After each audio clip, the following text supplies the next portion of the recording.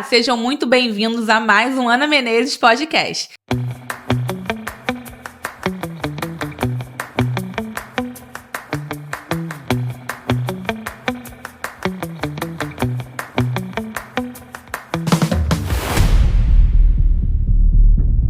E desde já eu te convido a curtir esse vídeo, compartilhar com uma amiga, um amigo, um familiar, aquele grupo de parentes, sabe, que você é doida pra sair, mas continua, então manda nesse grupo. Aquele grupo do futebol, se você é homem, tá nos assistindo, aquele grupo da vizinhança. Então aproveita também pra se inscrever no meu canal. Eu falei pra vocês, né, que eu tô nessa missão, que eu preciso de 1000 inscritos até amanhã. Eu sempre falo isso, mas é porque eu continuo precisando até amanhã. Então eu conto com você. E hoje o episódio tá mais do que especial, porque realmente é um tema que me atravessa como mulher, como mãe, como uma jovem adulta, né? Que é o seguinte, gente, quando um filho nasce, nasce uma mãe. Nasce um pai e também nasce uma nova família. Mas existe uma parte dessa transformação que muitas vezes fica esquecida, que é o casal. Enquanto todo mundo pergunta como está o bebê, poucos perguntam como está a relação dos pais. Sobreviventes, né? A rotina muda, o sono muda, o corpo muda e as prioridades com certeza acompanham toda essa mudança, né? Aquele casal que antes tinha tempo para conversar, sair, namorar, viver momentos de intimidade, agora precisa aprender a se reencontrar dentro de uma nova realidade. E muitas das vezes, sem perceber, marido e mulher deixam de existir como casal para ser só pai e mãe. E esse é um assunto que precisa ser falado, porque cuidar do casamento depois dos filhos não é egoísmo. Não significa amar menos os filhos, significa lembrar que antes de existir uma família, existia um casal. Hoje nós vamos quebrar tabus, não é à toa que estamos aqui tomando vinho, não é mesmo, Isso, meninas? Menos a grávida. A gestante não pode. Nós vamos falar sobre desejo, culpa, autoestima, cansaço e sobre como manter a conexão diante dessa rotina intensa de maternidade e paternidade. Nós vamos falar também de uma dúvida muito comum entre os pais.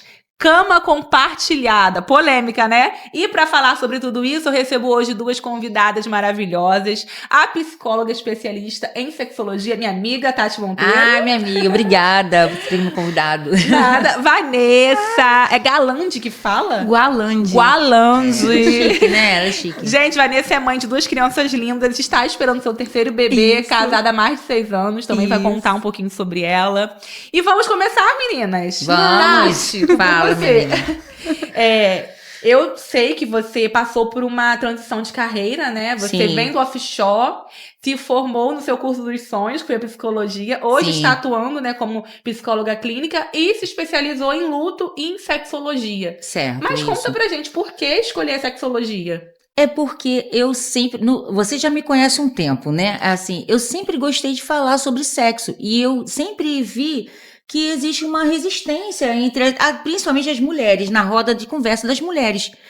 Às vezes, pra mim era tão natural falar, gente, eu não tô sentindo prazer, ai gente, eu não sei o que tá acontecendo comigo, E eu também já passei por tantas coisas que eu também fiquei calada, né, na minha gestação, eu tenho 2 filhas, né, e eu fiquei tão calada, eu ficava assim, poxa, eu tenho vontade, às vezes eu não tenho vontade, e isso é muito complicado, porque como é que você vai explicar pro teu parceiro que você não tem vontade, não tá com vontade? Então, assim, isso tudo sempre mexeu comigo, eu ficava assim, por que as pessoas não falam sobre isso? Então, essa foi a minha orientação em termos assim, eu falei, quando eu for psicóloga, porque eu não quero ser só sexóloga, eu sempre quis, eu quero fazer psicologia para entender a mente humana, né, que a gente tá sempre estudando, né, sobre... E também quis ser sexóloga por conta disso, porque eu queria falar sobre isso aí e entender também. Eu queria mais entender A sua dor pessoal? A minha dor pessoal, até mesmo do que ser sexóloga de fato. Mas isso deu tão certo, foi tão legal, que as pessoas têm me convidado, né, pra falar sobre isso, esse assunto que é um tabu, né? Inclusive, hoje você também é palestrante, né, Tati? Sou palestrante, Então, gente, se você precisar ir de uma psicóloga, né, com essa especialização pra falar no seu evento de mulheres, seu evento na sua empresa, né? Sim, a gente precisa derrubar muitos tabus, né? Que parece que a gente tá em 2026, mas temos muito a avançar. Por isso que eu convidei você também, Vanessa, pra essa conversa. Porque você tem quantos anos? Eu tenho 25. 25 anos, vai pro seu terceiro neném, né? Sim. E como é que foi pra você, assim, se ver essa transição de jovem pra mulher, que você ainda é novinha, né, 25 aninhos. Como que foi pra você essa transição, principalmente dentro do seu casamento, ali depois do seu primeiro filho? Então, foi uma loucura. Porque, além de tudo isso, né, jovem, super nova, filho, ainda estava na faculdade. Além de tudo isso, eu sempre fui muito católica. E eu engravidei da minha primeira filha antes de casar. Até hoje eu não tenho matrimônio, não sou casada na igreja, sou casada no civil. E isso, pra minha família católica, de padres, de freira, era assim, gente, uma coisa de louco. Então, foi quando eu descobri a minha gravidez, foi muito tenso, muito tenso. Eu não sabia como contar pra ninguém. Eu fiquei desesperada. Foi um processo, ainda bem que são 9 meses pro bebê nascer, porque demorou um processo aí pra eu voltar a mim e falar, gente, agora eu tô grávida, esquece isso é besteira, agora eu tenho uma vida pra cuidar, né? E aí, com isso veio muita maturidade. Muita maturidade. Eu estava num momento bem imaturo da minha vida e a Isabela veio me trazendo essa maturidade e eu me descobri uma nova Vanessa depois de cada um dos filhos e tô doida pra descobrir qual vai ser a Vanessa depois desse aqui. Do terceiro, né? Do terceiro. Seus filhos têm quantos anos? Isabela acabou de fazer 5 e Miguel acabou de fazer 3. Literalmente, Isabela 26 de julho, Miguel 3 de agosto. E a gente tá em 6 de agosto. Então foi E agora. o próximo neném ainda não sabemos se é menino ou menina, né? Ainda não sabemos. Em breve. Próxima ultrassom agora. E o parto previsto pra 28 de dezembro. Então é Pós-Natal. isso, gente. Vem esse ano ainda. Vem. O terceiro baby. Que venha com muita saúde desde já. Amém. Mas voltando pro nosso assunto, né? E Tati, por que esse assunto ainda é tão difícil, assim, pra ser conversado, né? Entre os pais? Depois que o filho nasce, tem aquele momento que o casamento naturalmente esfria, porque tem aquela parte ali do puerpério, né? Que tem que respeitar o corpo, óbvio. Mas nem pra toda mulher são só 45 dias de puerpério, né? Até porque saiu um estudo recentemente que eu li no meu puerpério, que o puerpério ele pode durar até 2 anos, né? Mas os 45 dias é realmente pro organismo, né, da mulher se recompor. Sim. Mas o puerpério vai muito além do organismo, da parte física, né? Digamos assim, vai da nossa cabeça, né? Vem da nossa energia, né? De tudo isso que a gente tem que dar conta com essa nova rotina. Por que ainda é tão difícil o marido e a mulher sentar e ter uma conversa clara sobre isso? Então, Ana, que acontece? Existe uma redução da intimidade, né? Que acontece? Você tá só você e seu marido, seu esposo. E aí, quando entra uma questão parental, né? Que aí, no caso, o filho entra na vida da gente, aí, principalmente, eu digo assim, o primeiro filho, eu acho que é um pouco mais delicado, porque você sai do... eu tô só eu e meu marido, e agora entrou uma outra pessoa, uma terceira pessoa, e aí eu acho até um pouco um fator mais complicado, né? Porque aí você sai da tua intimidade com o seu marido e você entra numa intimidade você entra numa situação parental com outra pessoa, com uma criança, entendeu? Então, o que acontece? Existe o distanciamento da intimidade. Essa intimidade, ela vai ficar juntinho com aquela criança, que aí você já vai deixar um pouco de lado a questão sexual, porque toda a tua energia vai entrar para aquela criança, porque isso é normal, né? Não é porque a criança está errada ou não, mas isso é um processo, né? É uma questão de você... começar a se identificar de uma outra forma, entendeu? Então, mas isso é muito difícil. Para muita gente isso é muito difícil. É muito difícil falar sobre isso, ter uma conversa aberta, porque eu acredito que quando, né, eu também sou mãe de primeira viagem, e eu sempre brinquei assim, o primeiro ano do bebê é manter o bebê vivo. O meu objetivo é manter o bebê vivo, sobreviver. Exato. Eu acho que esse problema pós-nascimento do bebê poderia ser evitado se tivesse essa conversa pré-nascimento do bebê. Isso, é importantíssimo. Porque eles não pensam nisso. Tipo, a gente vai no cinema, sei lá, de 15 em 15 dias. O bebê nasceu, você não vai no cinema. Você tá sabendo que você não vai no cinema? Depois que o bebê nascer, ter essa conversa com o cara. Com o marido, principalmente. Porque eles quase não têm noção. Eles vão ter noção depois do parto. A gente tem 9 meses se preparando, mas eles não. E aí, quando o bebê nasce, você tá preocupada aprendendo a amamentar, que você não sabe ainda. Você tá, enfim, no meu caso, foi a minha primeira cirurgia da vida, então meu primeiro pós-operatório, meu primeiro tudo. Então eu tô ali muito preocupada em sobreviver e em manter o bebê vivo. Eu não tô pensando em cinema, não tô pensando em relação sexual, eu não tô pensando em nada disso que o meu marido pode estar pensando, né? Então eu acho que se a gente ter essa conversa prévia, pode evitar esses problemas pós-nascimento do bebê. E você vê, né, que nós mulheres, nós já estamos nos preparando desde o início da gravidez. Sim. Eles não estão tão... Do nada eles ganham um filho. Exato. do nada. Eles viram pai então, assim. pra eles também é difícil. A gente não pode pegar...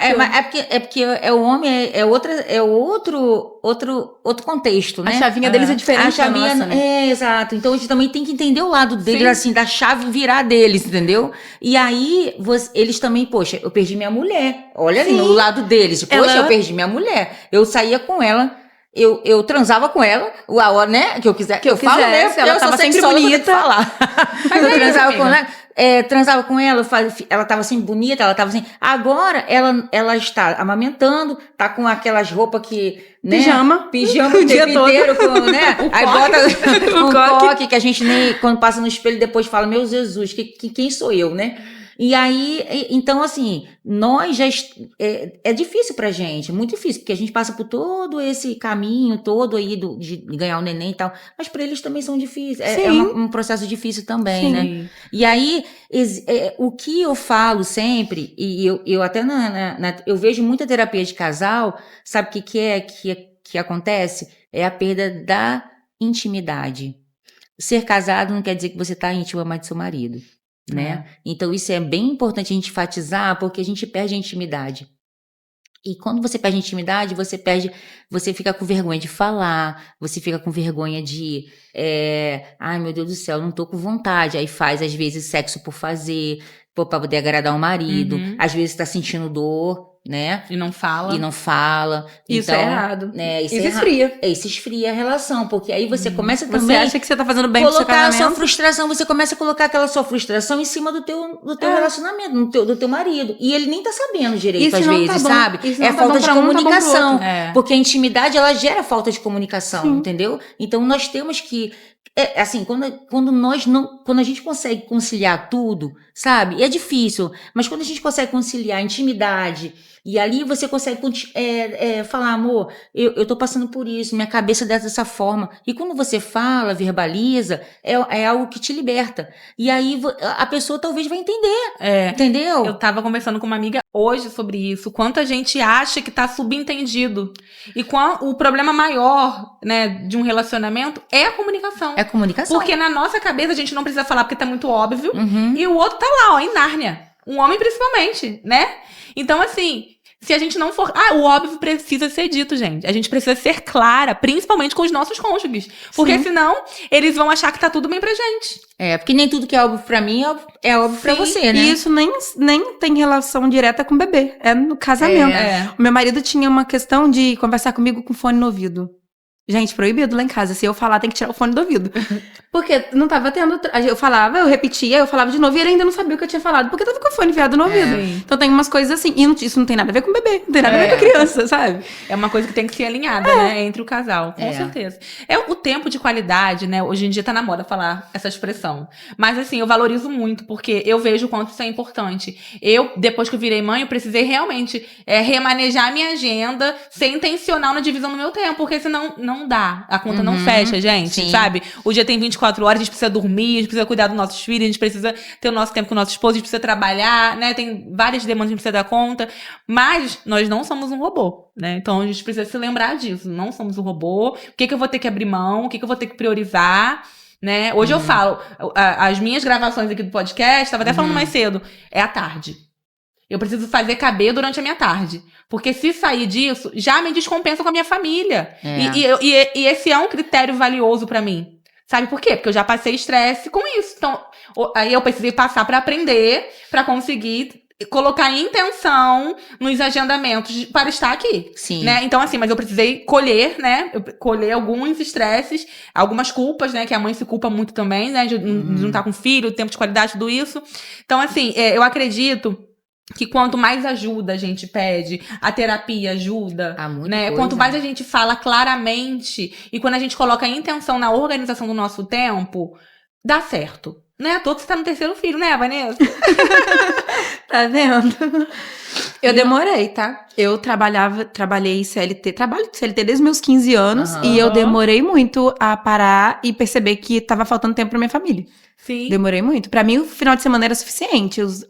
A semana eles estavam na creche, teve um período que era babá, teve um período que era creche, e na minha cabeça eu estava fazendo certo, porque eu precisava prover, ajudar o meu Sim. marido a prover pra que eles tivessem uma boa infância, mas o que eles precisavam era da mãe.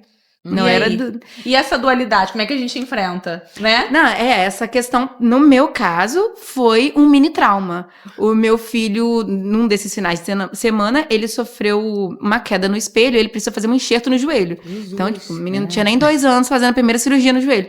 E aí, quando chegou no hospital, eu não sabia da vida do meu filho. Os médicos me faziam perguntas e eu não sabia. Ele tomou antitetânica? Eu não sei, tem que ver no cartão de vacina dele, que às vezes sou eu que levo, às vezes é o pai, eu não sabia da vida do meu filho. E aí caiu uma ficha pesada, pesadíssima. Eu falei, gente, o que eu tô fazendo ainda que eu tô trabalhando? Eu não sei se meu filho tem antitetânica, sabe? E aí, depois da internação dele, a primeira coisa que eu fiz foi pedir conta da empresa que eu tava. E como que você se reinventou? E aí, eu pedi conta, porque eu precisava ficar em casa e tirei da creche. Não tinha condição de colocar o menino no pós-operatório na creche. Me fizeram essa proposta, a própria creche me fez essa proposta. Falei, não, sem condição, eu vou ficar com meu filho. E aí, eu cortei o meu maior custo, que era a creche. Mas eu ainda tinha custos e o meu marido ainda não conseguia. E também, eu não conseguiria ficar em casa só cuidando das crianças. Eu precisava também de uma ocupação. E aí, eu comecei a pesquisar o que eu posso fazer de casa. Eu já tinha uma certa habilidade com edição de vídeo. E aí foi onde eu fui pro meu antigo patrão, que era o João, que eu trabalhava na FX. Falei, João, tem alguma coisa que eu possa te ajudar nas redes sociais? Tô precisando de um editor. Falei, sou eu, pode me mandar que eu vou aprender e vou editar pra você. Aí comecei a editar, começou a dar certo. E hoje eu trabalho de casa fazendo edição de vídeo, editando esse podcast. Viu, gente? Sobrou tempo até pra fazer o terceiro filho. E Tati, quais são as principais queixas, né, que chegam até você no consultório? Nesse sentido, né, dessa vida conjugal? Então, Ana, acho que a principal queixa, principalmente dos homens, é que a mulher, ela acaba às vezes, muitas mulheres, né, não tô falando são todas, mas eu digo em termos de, até estatística, em termos de 40% das mulheres, ela perde um pouco a identidade delas, assim, em termos de mulheres.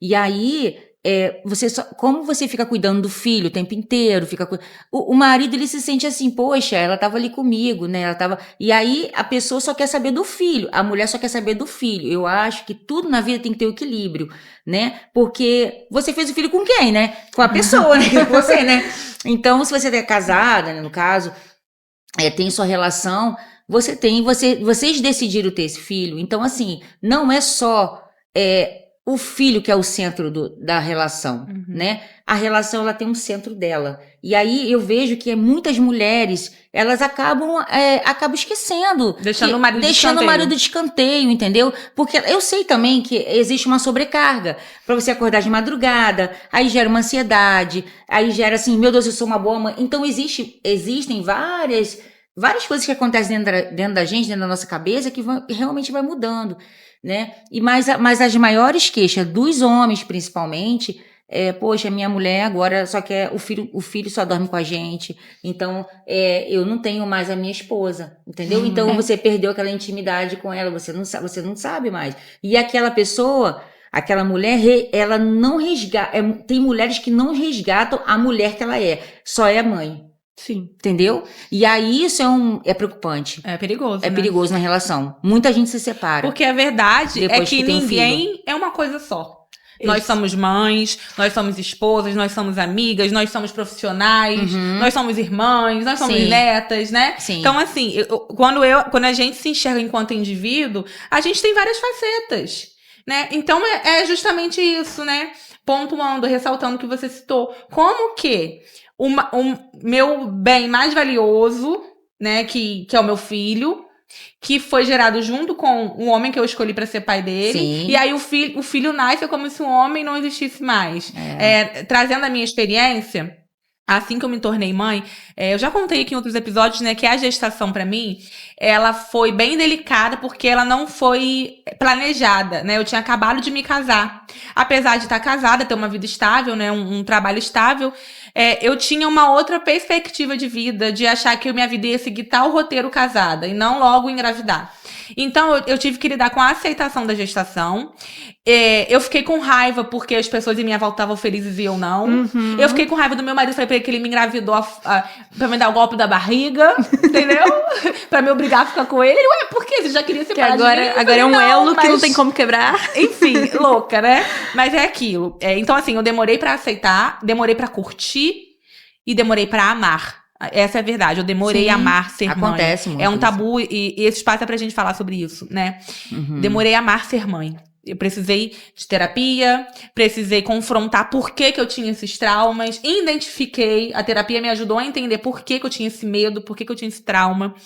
Então, hoje, né, que eu consegui ressignificar e eu consegui, do que a gente tava falando, sair desse papel de que o meu casamento parecia uma empresa.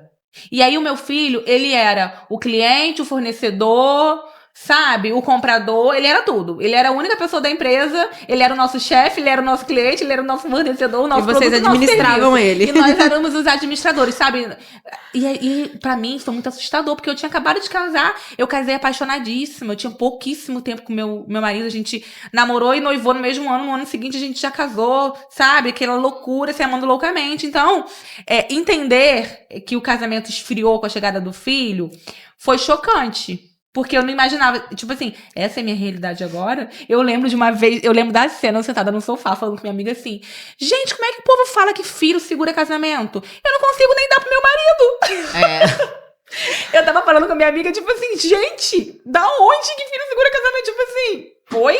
Foi Então, assustador. é porque assim, dentro da sexologia, o que acontece, né? Essa parte sexual, né? Porque sexologia também é prazer em várias coisas, não é só sexo, né? Sexo é o prazer do sexo mesmo, né? Então, eu tô falando do sexo. O que acontece? Existe, até o estudioso lá, Master Johnson, né? Que eles são, pra mim, é o que define o sexo.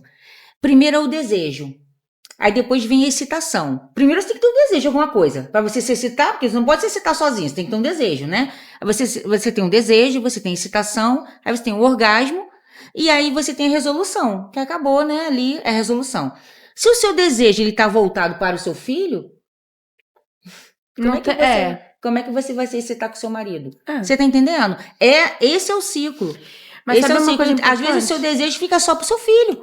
E acabou. E aquilo ali vai realmente vai acabar contribuindo na relação. Ou no caso, no rebaixamento da relação, né? Então, isso aí a gente tem que sempre pensar, sabe? Eu lembro que de novo, né? A terapia me ajudou muito, que a psicóloga falou pra mim assim, Ana, será que você não tá arrumando desculpa, não, pra não ir deitar com seu marido? Aquilo me chocou. Sim. Porque eu tava falando pra ela tudo que eu tinha que fazer, tudo que eu tinha que dar conta, todos os problemas, né? E aí aquilo me fez refletir, porque é isso que a terapia faz com a gente. Tira a gente do lugar de vítima. Né? Mas sabia uma coisa também? A responsabilidade do pai. Porque assim, se você deixar, os hormônios da mãe vão fazer com que ela queira o tempo todo ficar com o filho, cuidando do filho, é só ela. O instinto, cadê o pai pra virar e falar, deixa eu levar ele ali pra passear, e você se arruma, você toma um banho, porque a gente tem que falar disso também.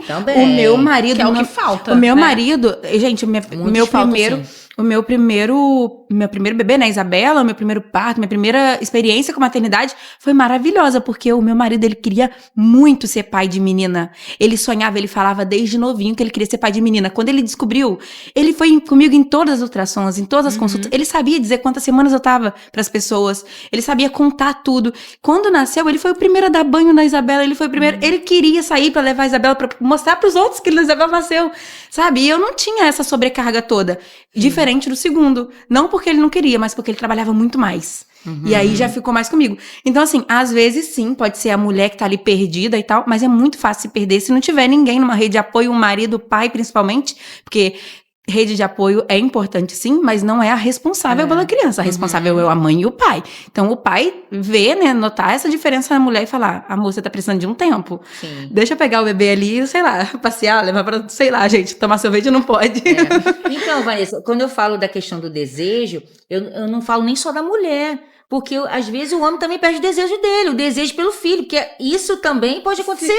Aham. Você tá entendendo? O homem focar no filho, Focar né? no filho, acabou a mulher, entendeu? Mais raro, mas pode ser, né? É raro, mas acontece. Então, tá? uma amiga me Acontece. contou. E eu fiquei, assim, chocada. Porque pra você ver, cada experiência é única É, mesmo, né? isso. Nessa área de sexologia. E ela me falou que ela tava incomodada do marido estar aguardando o puerpério acabar pra procurar ela. Entendeu? Entendi. Ela ficou se sentindo mal porque ele não estava procurando. Mas ele não estava procurando porque ele queria respeitar. E não Sim. porque ele não perdeu Porque ela interesse por ficou pronta antes. Só que porque ela- também tem isso, né? É. Ela se sentiu deixada, tipo assim, de escanteio porque ele parou de procurar, entendeu? E aí foi uma preocupação dela, então ela teve que mostrar pra ele que queria, que podia, que, né? Sim. Então assim, eu falei assim, gente, Faltou diálogo deles, né? mas pra você ver, né, como que É a cada comunicação relação... que a gente Porque tava se ele falando. soubesse que ela tava preparada, com certeza ele também estaria Aí preparado. a gente volta na questão da comunicação. Sim. Sim, a gente não pode perder essa comunicação, porque perde intimidade.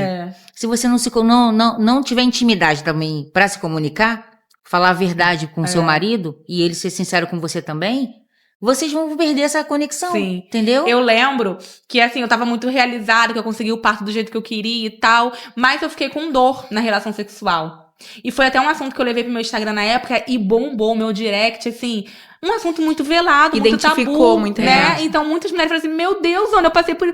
Jura? Achei eu que também. era só eu. Achei que era normal. Sim. Eu falei assim, gente, pode ser comum, mas sentir Não dor é não é normal. normal. Não, é. Né? É comum. É comum. É diferente de ser normal. Puerpério, Então, eu ainda tive que lidar com isso, tive que fazer tratamento. Então, no início ali, sempre quando meu marido me procurava, né, que lógico, na maioria das vezes no início era ele, eu já me travava porque eu já sabia que eu ia sentir dor. Então, como que eu ia querer? Sabe? não tem- Mas, Não assim, fica legal nem acontece pra muito. ele, sabendo que você não tá isso, gostando. Cadê minha mulher? Cadê a desenvoltura? Né? Cadê minha esposa? Né? Então, assim, imagina, né, a cabeça dele também. Eu entendo, né? Tem os dois. A gente tá falando aqui dos dois lados. Mas o que eu sempre falo, o que eu sempre pontuo, né, nessa situação, principalmente falando de relação, né, conjugal, é a responsabilidade de cada um. Porque se a gente não tiver disposto a mudar o cenário, se a gente se entregar pros problemas, Sim. vai dar ruim. A vaca vai pro brejo, né? Sim. Vai esfriar, vai É. ter separação. Tanto é que hoje em dia existem o índice, né, de separação após a Sim. chegada do filho até 2 anos Até do bebê. 2, exatamente. É altíssima. E eu só fui me sentir, realmente, devolver a minha personalidade, olhar pra uma roupa e saber se eu ia gostar ou não, porque eu parei, não sei se vocês sentiram isso. Acontece muito isso. Eu simplesmente não sabia o que eu gostava, eu não sabia o que me servia, porque o meu corpo ficava amamenta, aí para de amamentar, e, enfim, eu tive 2 gravidezes muito próximas também, então o meu corpo ficava, eu não sabia olhar pra uma roupa, saber se eu gostasse, ia ficar bom em mim, eu perdi a minha personalidade total, assim. Mas aí, Vanessa... Só foi voltar depois dos 2 anos. Mas aí, Sim. Vanessa, é questão da perda da identificação, Sim. da identidade. A gente perde um pouquinho. E agora, eu sou mãe, sou mulher. Às vezes Eu a gente acho fala que eu assim, ainda poxa, nem tô eu não 100%. me sinto mais mulher, entendeu? Às vezes eu não me sinto mais bonita, eu não me sinto mais mulher. Eu não vou botar essa roupa, não, pelo amor de Deus. Porque eu vou ficar... Que ridícula, né? Eu Então, às demorei vezes, muito a voltar a usar meus shortinhos jeans. Hoje eu já uso de vez em quando. Mas antes eu usava com muito mais frequência. Eu lembro que eu doei, me desfiz de muita coisa. Algumas coisas eu até me arrependi de ter doado.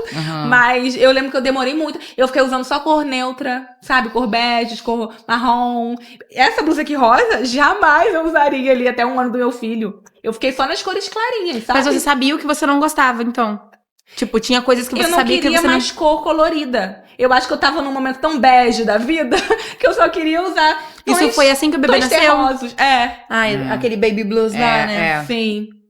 E Vanessa, agora me conta. Você tá, como a gente comentou, tá grávida de quantas semanas? 17 semanas. 17 semanas. 5º mês, pra quem quiser fazer cálculo. E eu acredito que você teve muitos, né? Altos e baixos no seu casamento, né? São 6 anos de matrimônio, chegando no 3º filho e tal.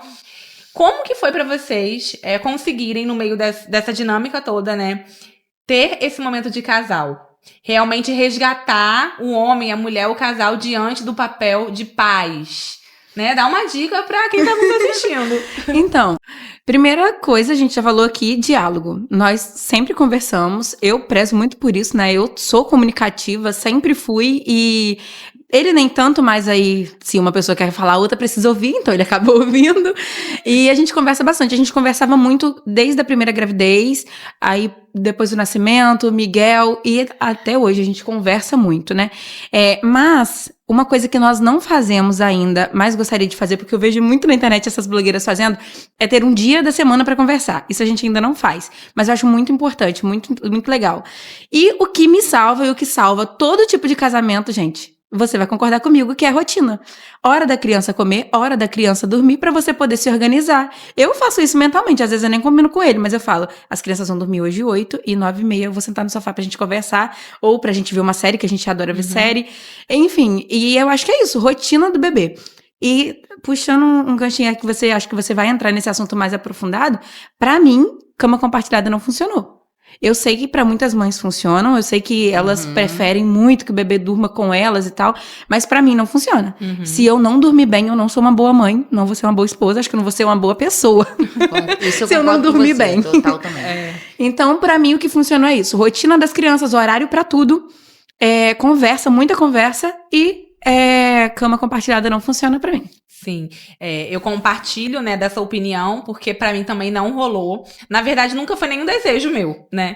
Eu lembro que propositalmente, eu nem quis ter um berço. Eu escolhi um mini berço, aquele menorzinho que criança fica até 4 meses. Sei. Tipo o Moisés, né? Tipo um Moisésinho que eu colocava do lado da minha cama, ficava no meu quarto até. E aí, com 4 meses, meu filho começou a se debater muito no mini berço, porque ele comprido, eu falei assim, na verdade o mini berço era até 6, mas ele comprido, eu segurei até 5. Quando ele fez 5, eu percebi que o mini berço estava pequeno pra ele, Sim. mas ele dormia no mini berço do lado. Eu passei ele pro quarto dele já na caminha Montessori do quarto dele. Então, assim, com 5 meses, eu fui muito julgada, tá? Porque com 5 meses Mas ele já tava dormia lá no quarto dele. Mas ele com já dormia a noite babá toda? eletrônica. Dormia. Então, eu também. Começou a dormir a noite toda, eu já mudei pro quarto deles. Ficou comigo só enquanto acordava à noite, pra eu não ter que ir pro outro quarto. Sim. Né? Aí eu já dava mamar ali e voltava pra cama.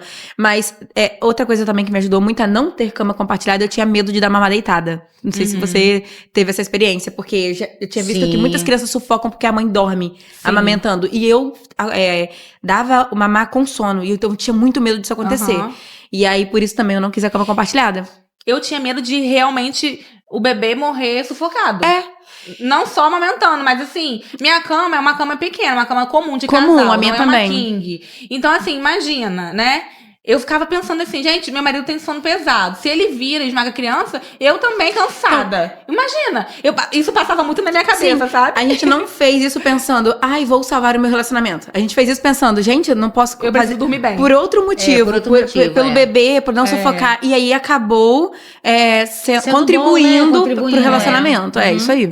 E o que não, a gente não tá aqui levantando a bandeira se é certo ou errado, tá? A gente tá compartilhando a nossa opinião, a nossa história, né? O que deu certo pra gente. Então, se você tá aí gestante, se seu filho vai nascer em breve, se você pensa em engravidar, já é um assunto, né, que vale a pena você pesquisar e ouvir relatos, né, de outras mães. E aí, o que eu penso com isso? Não quer dizer que se você faz cama compartilhada, você tem que perder a intimidade. Né? Porque você pode ter intimidade de uma outra forma, você vai pra um outro cômodo da casa, né? Até porque relação sexual com o bebê, ou, independente se é recém-nascido, se tem 1 semana ou 3 meses. Tá dormindo ou acordado. No mesmo ambiente, gente, é crime. Crime. Tá? Vocês podem ser presos. E muita gente faz. Porque é mais cômodo e acho que o bebê não vai perceber, né? Então, isso pode trazer traumas, tá, pra criança, porque fica no inconsciente dela, né? E isso pode levar o casal a acostumar a fazer isso até a criança mais velha. Então, ele acha que porque não deu problema com a criança recém-nascida, vai continuar não dando problema com a criança até 2, 3 anos, né? Então, assim, isso pode causar traumas, e isso é um crime. Em hipótese nenhuma, é minha responsabilidade também, enquanto jornalista, divulgar essa informação pra vocês. Em hipótese nenhuma, se você faz cama compartilhada, você deve ter relação sexual, né, no mesmo ambiente que o seu filho, ou que qualquer outra criança da sua família, né? Enfim, isso é ilegal. E esse assunto tá muito bacana, eu tenho certeza que tá tendo, assim, um grande proveito pra você que é mãe, que é tia, que é madrinha, que é pai, que é tio. Eu falo aqui muito pras mulheres, né, que é o maior público, mas eu gostaria muito que esse assunto atravessasse os homens também, né, porque a gente também tá conhecendo a sua dor, tá bom? Homem que me assiste, que nos assiste. A gente entende também que ser pai também não é uma tarefa fácil pra quem é pai verdadeiramente, né, pra quem cumpre com as suas obrigações. Eu sempre falo também que pai não ajuda a mãe, pai faz a função dele. Então, se você é um pai que faz sua função, compartilha também, né, esse episódio com outros pais. Manda aí no seu grupo do futebol, vai? Vou chamar o comercial e volto já.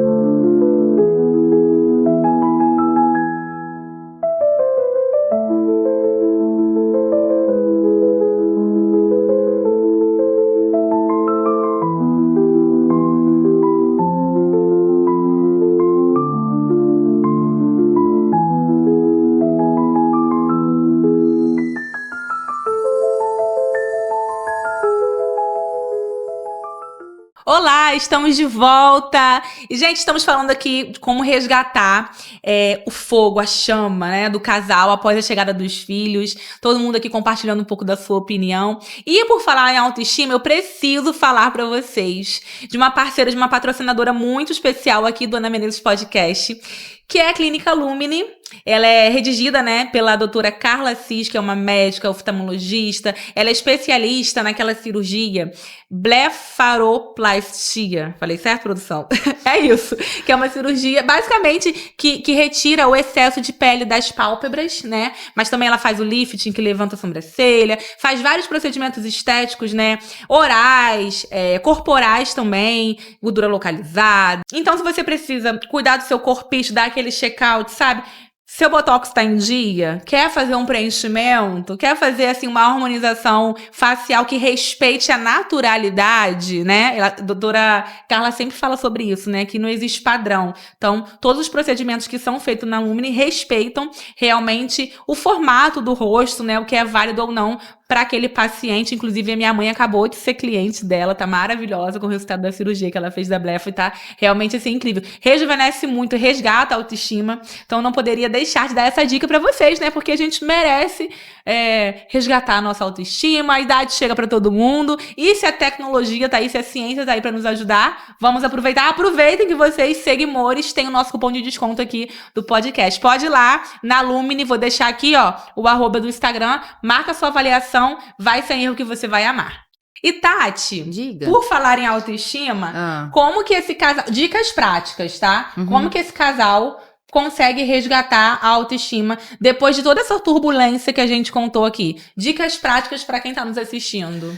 Olha, a comunicação, você tirar um tempinho para você conversar com o seu marido, vocês resgatarem essa... porque às vezes a gente acha que não ama mais, mas não é isso, é só uma fase, né, na verdade. É uma fase. E você conversa, fala, amor, eu quero conversar com você, chega perto deles e eles também, né, homens também, tá, gente? Isso é importante, hein? Facilita a vida das mulheres também, entendeu?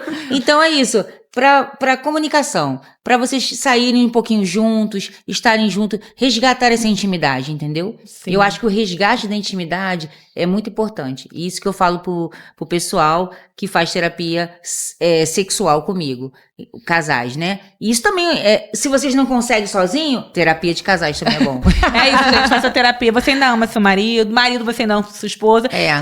só precisam ter um tempinho, né, intencional pra viver o casamento, pra viver, né, a relação homem-mulher. E estamos chegando ao fim, mas pra finalizar, eu vou chamar agora o último intervalo e eu volto com o Pensa Rápido.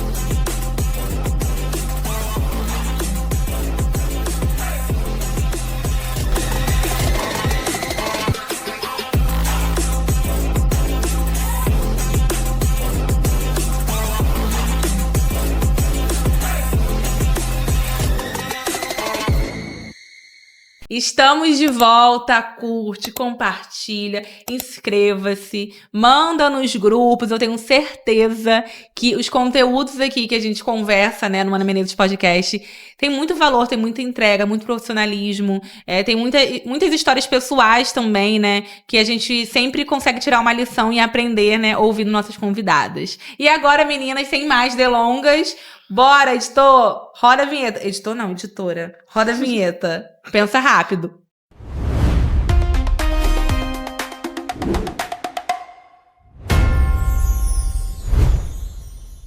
Pra Tati. Eita! Pensa rápido mesmo. É a primeira palavra que vier na sua cabeça. Intimidade é? Comunicação. Ser mãe é? Responsabilidade. O maior inimigo da conexão do casal depois dos filhos? É a intimidade. A falta dela. A falta da intimidade. Ser esposa depois dos filhos? Intencional. Um hábito que todo casal deveria cultivar? Estarem sempre tentando se conectar. Passeando. Fazendo algo entre os dois. Entendeu? Sem os filhos. Sem os filhos. Isso. E o momento mais bonito da sua caminhada como mãe até agora? Ai, nossa, Ana, eu não esperava por essa, peraí. O mais bonito, eu acho que é ver o meu marido sendo pai. É ridículo isso? Não, é fofo. É porque quando eu tô como espectadora, sabe? Sim. Eu tô só assistindo, eu acho tão bonito. É o que eu consegui pensar agora, é rápido. E é verdade. Isso resgata a gente, né? Tipo, vale a pena estar aqui. O primeiro passo para um casal recuperar a conexão. Primeiro passo, amor. E amor não é só alegrias, né, Tati? Não. É amor, decisão, Tati? decisão total. É escolher, né? Escolher amar, escolher viver com grandes, como é que fala? Doação? Pode ser uma doação, né? Pode ser. Mesmo diante dos defeitos. Intenso, assim como você escolheu pra casar ele. Sim. E uma coisa que você pode, assim, ressaltar que você aprendeu depois que virou mãe. Uma coisa bem importante. Nossa. O mais importante, acho que é você entender as consequências dos seus atos. Porque agora você tá cuidando de uma vida, né? É muito mais difícil do que ser autorresponsável. É uma vida que depende de você. Sim. Gente, que episódio profundo, né? Importante. E agora, gente, ó, antes da gente finalizar, estamos chegando ao final. Uma pena, meninas. Por mim, eu tomaria, assim, umas 3, 4 taças de vinho. Foi ideia da Tati, tá, galera? Eu achei ótimo. Isso aqui já podemos considerar uma preliminar, eu acho porque Tati? uma preliminar é prazer, tá? Prazeroso pra muitas mulheres, né? E é isso aí, vamos nos permitir, né, gente? É isso aí. E pra agradecer a participação de vocês, né? A gente já tem uma relação aqui no offline, Sim. Mas eu fiquei muito feliz de ouvir. É sempre diferente, né? Quando eu convido pra estar aqui no podcast, a gente sempre descobre uma coisinha a mais, aprende muito mais, e vocês são mulheres incríveis, inspiradoras. Tenho certeza que toda mulher que assistir esse episódio vai aprender um pouquinho também com a história, né, de vida de vocês, com as dicas que você deu também enquanto profissional, né? Se especializou nessa área. Sim. Gente, vale a pena. O prazer, ele é importante, tá liberado, né? O casal realmente tem que se curtir. Vamos parar de fingir que depois que a gente vira pai e mãe, a gente vira puritano. Sim, né? claro. Respeito e amor é o primordial no relacionamento. Em todo relacionamento. Sem abrir mão do prazer. Sem não é abrir isso? mão. É, E pra agradecer a participação de vocês, uns mimos. Ah, obrigada. Obrigada. Nada. É da Aerocópias, Ai, que chique, legal, muito bom. uma caderneta. Ah, que legal. Muito Vou anotar obrigada, tudo no seu programa. Aerocópias. É, vocês que trabalham demais igual a mim vão adorar, né? A gente Sim. usa muito. Ah, eu adoro. Muito obrigada também a Aerocópias, né, por estar com a gente acompanhando esse projeto. Eu sempre falo que sem meus patrocinadores, o Ana Menezes Podcast não existiria. Eu conto muito, né, com apoio, valorizo muito cada um de vocês que está aqui, que faz esse projeto acontecer. E por falar em patrocinador, né, eu quero agradecer mais uma vez a Lumine, essa clínica que realmente escolheu, né, investir, patrocinar e acreditou nesse projeto do Ana Menezes Podcast. Eu sempre falo que a autoestima, ela não só resgata a mulher, a mãe, né, que é a bandeira que eu levanto aqui de uma forma geral, mas também resgata realmente a forma que a gente se olha no espelho e a energia que a gente se rega pra vida, pra rotina. Então, que vocês também consigam enxergar a estética, né, os serviços, os procedimentos que a Lumine realiza, né, junto da doutora Carla, da doutora Ana Cláudia, de toda a sua equipe, né, porque lá realmente o atendimento, assim, é de milhões, a gente se sente muito mimada, é uma clínica linda, grande, vale a pena conhecer. Mas que a gente consiga enxergar também os procedimentos estéticos como um investimento na nossa família, de uma forma geral, na nossa saúde, porque quando a gente tá bem, quando a gente se enxerga bonito, né, quando a gente vê que a nossa pele tá mais viçosa, que a gente tá mais jovem, né, que a gente usa aí a tecnologia a nosso favor, a gente consegue ser mais feliz. Quando a gente tá mais feliz, a gente tem mais paciência com a nossa família, com os nossos filhos, a gente tem vontade de namorar mais com o nosso marido. É tudo de bom, gente. Então, ó, não perde tempo não. A gente agora, uma avaliação lá com a Lumine. Eu finalizo com a seguinte reflexão. Os filhos, eles são uma das maiores bênçãos que podemos receber, mas o relacionamento que deu origem à sua família também merece tempo, cuidado, carinho e amor, né, meninas? Sim, claro. Quando o casal ele cresce junto, toda a família cresce junto. Eu espero que esse episódio toque seu coração e que de alguma forma faça a sua família ser ainda mais unida. Um beijo, fiquem com Deus e até o próximo episódio. Se inscreve no canal. Tchau, tchau. Tchau, meninas. Tchau.